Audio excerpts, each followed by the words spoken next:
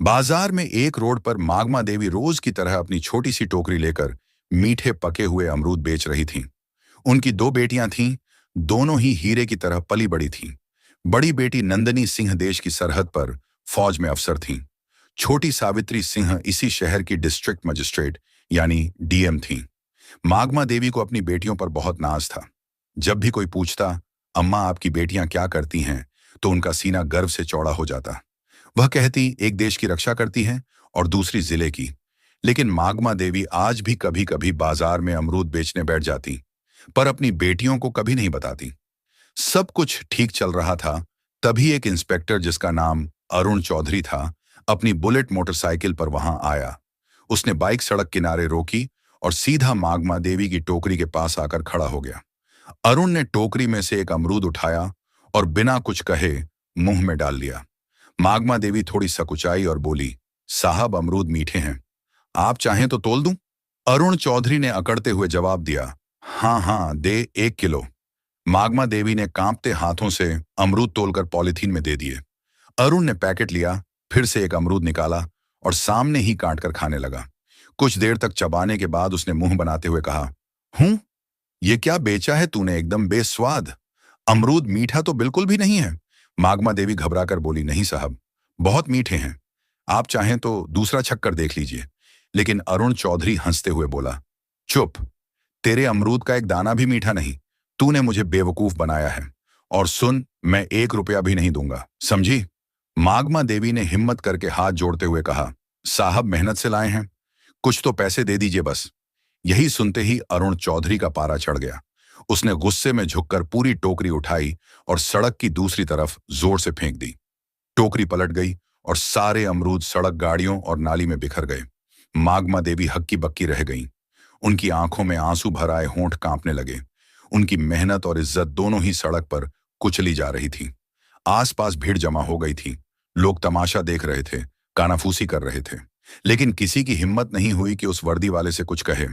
फिर अरुण चौधरी ने अपनी मूंछों पर ताव दिया, बाइक स्टार्ट की और वहां से ऐसे चला गया जैसे कुछ हुआ ही ना हो। भीड़ में से किसी ने मागमा देवी की मदद नहीं की, लेकिन पास के ही एक घर की छत पर खड़ा एक नौजवान लड़का रोहित ये सब कुछ अपने मोबाइल फोन में रिकॉर्ड कर रहा था। उसका खून खौल रहा था। वह मागमा अम्मा को बचपन से जानता था और उनका बहुत सम्मान करता था। उसने वीडियो रिकॉर्ड करना बंद किया और सोचने लगा कि इस वीडियो का क्या किया जाए। उसे पता था कि मागमा अम्मा की एक बेटी फौज में है। उसने कहीं से उनका नंबर जुगाड़ किया था। उसने तुरंत वह वीडियो नंदनी सिंह के व्हाट्सएप पर भेज दिया और नीचे एक छोटा सा मैसेज लिखा, नंदनी दीदी, देखिए आज बाजार में आपकी मां के साथ क्या हुआ। हजारों किलोमीटर दूर बर्फीली पहाड़ियों के बीच बॉर्डर की एक चौकी पर नंदनी सिंह अपनी राइफल साफ कर रही थी। तभी उसके फोन पर व्हाट्सएप का मैसेज टोन बजा। उसने फोन उठाकर देखा, एक अनजान नंबर से वीडियो आया था। उसने वीडियो प्ले किया। जैसे जैसे वीडियो आगे बढ़ा, नंदनी के चेहरे का रंग बदलता गया। उसकी शांत आंखें गुस्से से लाल हो गईं। जब उसने इंस्पेक्टर अरुण चौधरी को अपनी मां की टोकरी उठाकर फेंकते देखा, तो उसके हाथ कांपने लगे। उसकी मां, जिसने उसे और उसकी बहन को पालने के लिए अपनी पूरी जिंदगी लगा दी, आज सड़क पर बेबस रो रही थी और लोग तमाशा देख रहे थे। उसके अंदर का फौजी जाग उठा। उसका मन किया कि अभी यहां से जाए और उस इंस्पेक्टर की वर्दी नोच ले। उसने अपने दांत भींच लिए, उसकी सांसें तेज हो गई थीं। उसने तुरंत वह वीडियो अपनी छोटी बहन डीएम सावित्री सिंह को फॉरवर्ड किया। वीडियो भेजते ही उसने सावित्री को फोन लगाया। सावित्री उस वक्त अपने ऑफिस में एक जरूरी मीटिंग में थी। उसने अपनी बड़ी बहन का फोन देखा तो मीटिंग रोककर फोन उठाया और पूछा, हाँ दीदी, सब ठीक है, कुछ भी नहीं है, बोली। नंदनी की आवाज में गुस्सा और दर्द साफ झलक रहा था। मैंने तुझे एक वीडियो भेजा है, उसे देख, अभी के अभी देख। सावित्री ने फोन होल्ड पर रखा और व्हाट्सएप खोला। वीडियो देखते ही उसके पैरों के नीचे से जमीन खिसक गई। उसकी मां, उसकी प्यारी मां, सड़क पर बिखरे अमरूद के लिए रो रही थी। एक मामूली इंस्पेक्टर ने उसकी मां की इज्जत को सड़क पर रौंद दिया था। सावित्री की आंखों में भी आंसू आ गए, लेकिन उसने खुद को संभाला। वो एक डीएम थी, उसे भावनाओं में बहने का हक नहीं था। सावित्री ने कांपती आवाज में कहा, दीदी, मैं बर्दाश्त नहीं कर सकती ये सब। ये सुनते ही नंदनी फोन पर गुस्से में बोली, मैं आ रही हूं, छुट्टी लेकर मैं उसको नहीं छोड़ूंगी। सावित्री नरम आवाज में बोली, नहीं दीदी, आपकी जरूरत देश की सरहद पर है। यह मेरा इलाका है, ये लड़ाई मैं लूंगी। मां को इंसाफ मैं दिलाऊंगी, कानून के तरीके से। नंदनी कुछ देर चुप रही। वह अपनी बहन की आवाज में छिपे इरादे को समझ गई थी। बोली, ठीक है, लेकिन उसे ऐसी सजा मिलनी चाहिए कि उसकी रूह कांप जाए। सावित्री ने कहा, आप चिंता मत करो दीदी, अब यह मेरा काम है, और फोन काट दिया। उसने मीटिंग में मौजूद सभी अफसरों से कहा, यह मीटिंग यहीं खत्म होती है, आप सब जा सकते हैं। सावित्री अपनी सरकारी गाड़ी में नहीं, बल्कि एक प्राइवेट गाड़ी में बैठकर अपने पुराने घर की तरफ निकली। रास्ते में उसने अपने डीएम वाले कपड़े बदलकर एक साधारण सा लाल रंग का सलवार सूट पहन लिया। वह अपनी मां के पास एक बेटी बनकर जाना चाहती थी, डीएम बनकर नहीं। जब वह घर पहुंची तो मग्न देवी एक कोने में चुपचाप बैठी थी। उनकी आंखें सूजी हुई थीं। अपनी बेटी को अचानक देखकर वह घबरा गई। सावित्री, तू यहां सब ठीक तो है? सावित्री कुछ नहीं बोली। वह बस अपनी मां के पास गई और उन्हें कसकर गले लगा लिया। मां की गोद में सिर रखकर वह अपने आंसू नहीं रोक पाई। मां, आपने मुझे बताया क्यों नहीं? मागमा देवी ने सिसकते हुए कहा।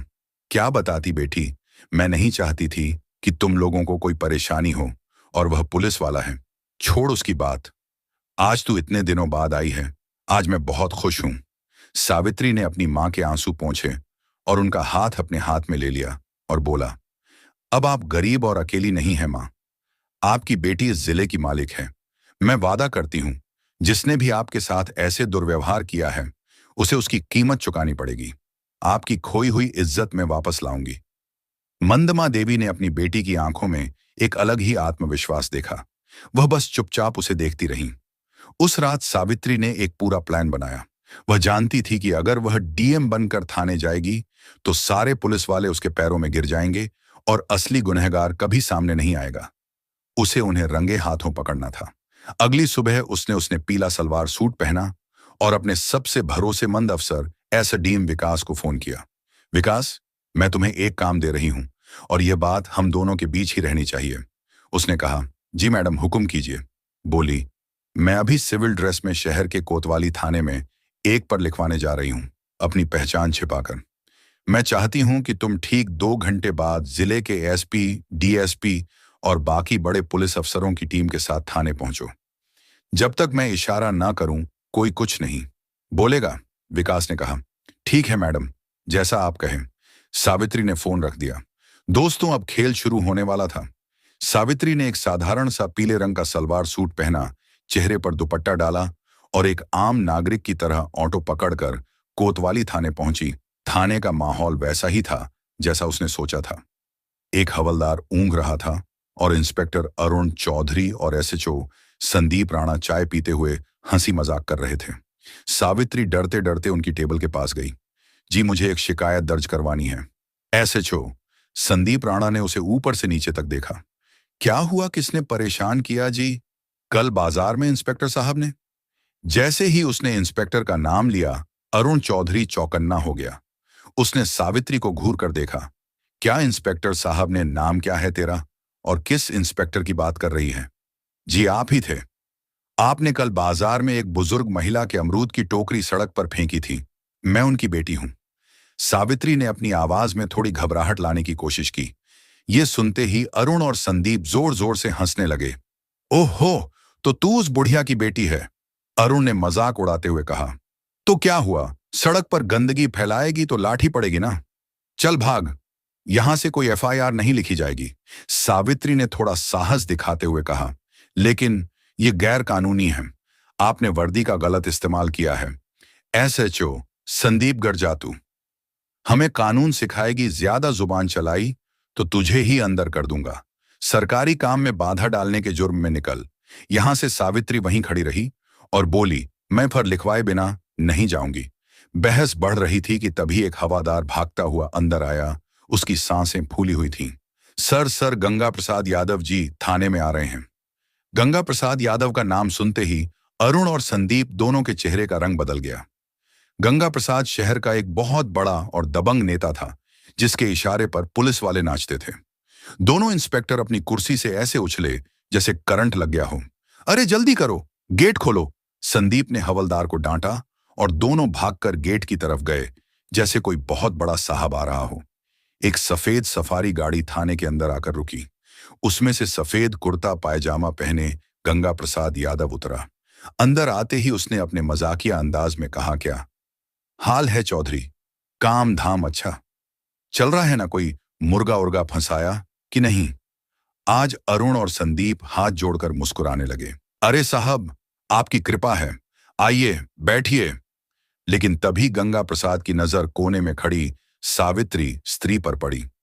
सावित्री को देखते ही उसके चेहरे की हंसी गायब हो गई। उसके माथे पर पसीना आ गया और उसके होश उड़ गए। वह जिस लड़की को एक आम लड़की समझ रहा था, उसे पहचानते ही उसकी सिट्टी पिट्टी गुम हो गई। वह तेजी से आगे बढ़ा और सावित्री के सामने जाकर हाथ जोड़कर खड़ा हो गया। उसका सिर झुका हुआ था। नमस्ते मैडम, आप यहाँ इस वक्त मुझे फोन कर लिया होता, मैं हाजिर हो जाता। उसकी आवाज में हकलाहट साफ थी। इंस्पेक्टर अरुण और एसएचओ संदीप हैरान रह गए। उनकी आंखें फटी की फटी रह गईं। यह हो क्या रहा है? यह तो उस बुढ़िया की बेटी है गंगा प्रसाद जी। इसके सामने हाथ क्यों जोड़े खड़े हैं? जिस गंगा प्रसाद यादव के सामने पूरा झेला झुकता है, वह इस साधारण सी दिखने वाली लड़की के सामने हाथ जोड़े क्यों खड़ा है? ये लड़की है कौन? अरुण ने धीरे से संदीप से पूछा। यह क्या हो रहा है? संदीप ने भी घबराहट में सिर हिला दिया। इससे पहले कि वे कुछ समझ पाते, थाने के बाहर गाड़ियों के रुकने की आवाज आई। एक के बाद एक लाल बत्ती वाली गाड़ियां थाने के सामने आकर रुकी। गाड़ियों से डीएसपी, एसडीएम और जिले के कई बड़े आईएएस एंड आईपीएस अफसर उतरे और तेजी से थाने के अंदर आए। वे सब आकर चुपचाप सावित्री के पीछे लाइन बनाकर खड़े हो गए, जैसे अपने सीनियर को रिपोर्ट कर रहे हों। अब थाने में सन्नाटा था। सिर्फ पंखे की घर घर की आवाज आ रही थी। अरुण चौधरी और संदीप राणा पत्थर के बुद्ध बन चुके थे। उनके हलक सूख गए थे। माथे पर पसीने की बूंदें चमक रही थीं। तभी डीएसपी ने आगे बढ़कर गुस्से में अरुण चौधरी की तरफ देखकर कहा, इंस्पेक्टर तमीज से खड़े हो जाओ। तुम जिले की डीएम मैडम सावित्री सिंह के सामने खड़े हो। DM madam. यह शब्द किसी बम की तरह थाने में फटा। अरुण और संदीप के पैरों तले जमीन खिसक गई।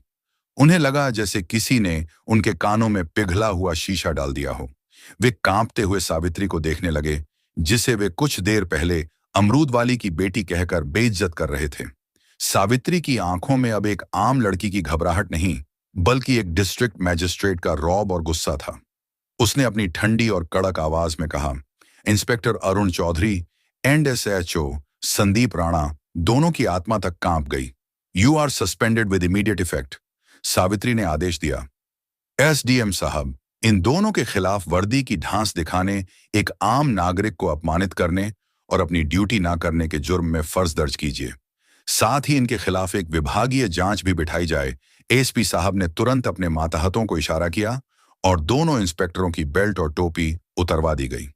कल तक जो शेर बने घूम रहे थे, आज बीगी बिल्ली की तरह सिर झुकाए खड़े थे।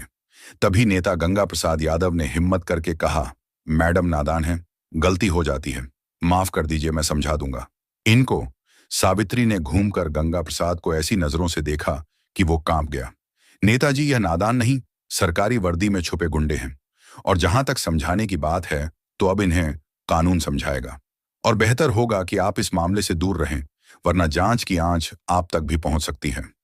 गंगा प्रसाद यादव का चेहरा सफेद पड़ गया। वह समझ गया कि इस नई डीएम से टकराना आसान नहीं है। वह चुपचाप सिर झुकाकर वहां से खिसक गया, लेकिन उसकी आंखों में एक अजीब सी नफरत और गुस्सा था जो सावित्री ने पढ़ लिया था। अगली सुबह सब समझ रहे थे कि डीएम बेटी ने मां को इंसाफ दिलाया। सब कुछ ठीक लग रहा था, लेकिन सावित्री एक दिन रात को जब खाना खा रही थी, तभी उसके पर्सनल फोन पर एक अननोन नंबर से कॉल आया।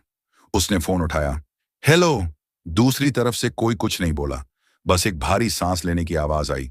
फिर एक बदली हुई मशीनी आवाज में कोई बोला, डीएम साहिबा शहर में नहीं हो, ज्यादा उड़ने की कोशिश मत करो। इंस्पेक्टर तो बस मोहरे थे, खेल तो अब शुरू होगा। सावित्री ने कड़क आवाज में पूछा, कौन बोल रहा है?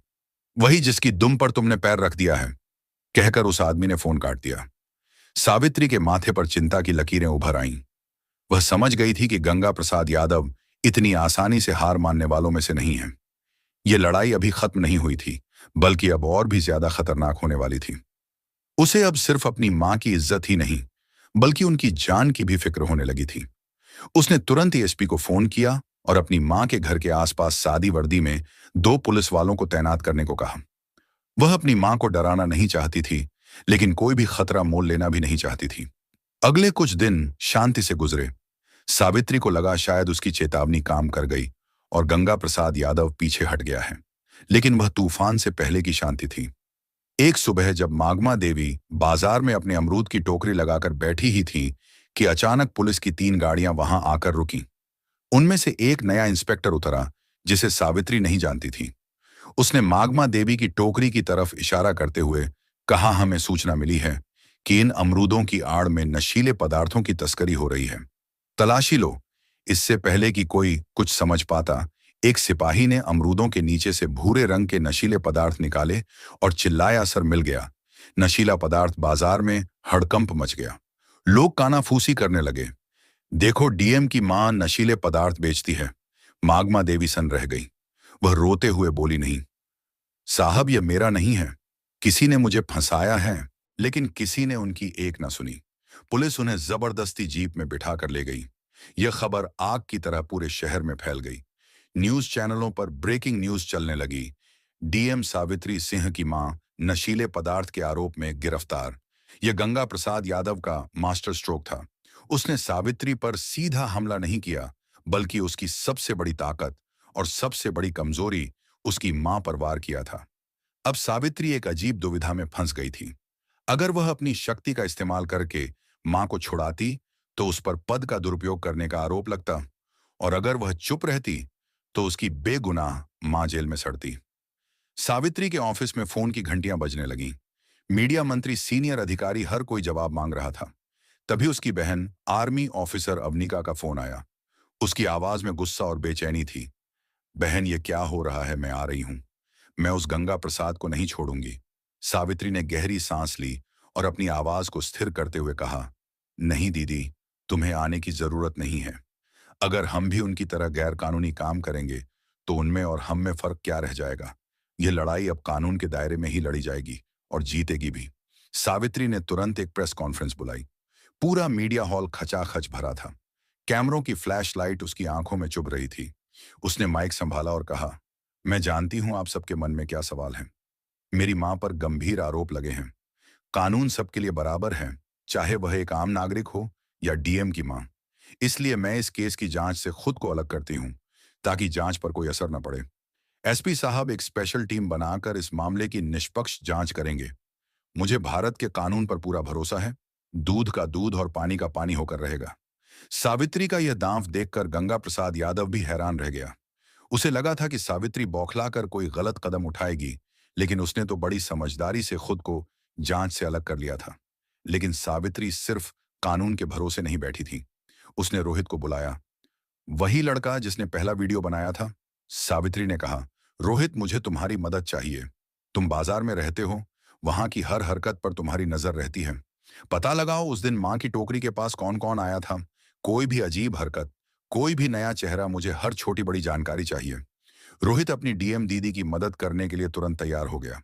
उसने बाजार के दूसरे दुकानदारों और अपने दोस्तों से पूछताछ शुरू कर दी। 2 दिन की कड़ी मेहनत के बाद उसे एक सुराग मिला। पास की एक दुकान के बाहर लगे सीसीटीवी कैमरे की फुटेज में एक आदमी मागमा देवी की टोकरी के पास कुछ रखते हुए दिखा था। उसका चेहरा साफ नहीं था, लेकिन वह वही आदमी था जिसे लोगों ने सस्पेंड हुए इंस्पेक्टर अरुण चौधरी के साथ कई बार देखा था। सबूत मिल चुका था। यह सारा खेल गंगा प्रसाद यादव ने अपने पिट्ठू सस्पेंड हुए इंस्पेक्टरों के जरिए रचा था। अब बारी सावित्री की थी। उसने एसपी के साथ मिलकर एक जाल बिछाया। उन्होंने यह झूठी खबर फैलाई कि सीसीटीवी फुटेज में नशीला पदार्थ रखने वाले का चेहरा साफ साफ आ गया है और पुलिस उसे पकड़ने ही वाली है। यह खबर सुनते ही गंगा प्रसाद यादव के कैंप में खलबली मच गई। उसने तुरंत अरुण चौधरी को फोन किया। वह आदमी पकड़ा नहीं जाना चाहिए। उसको कुछ करो, वरना हम सब पकड़े जाएंगे। गंगा प्रसाद को नहीं पता था कि उसका फोन पहले से ही पुलिस के सर्विलांस पर था।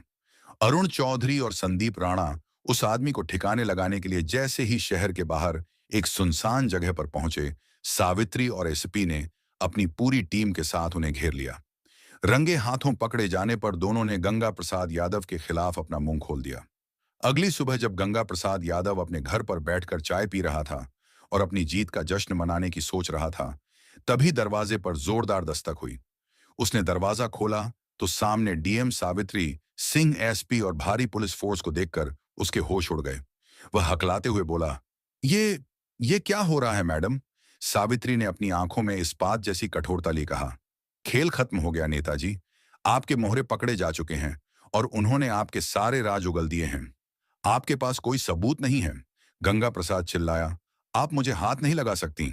एएसपी ने आगे बढ़कर उसके हाथ में अरेस्ट वारंट थमाते हुए कहा, सबलियों, here's the proof read version of your sentences.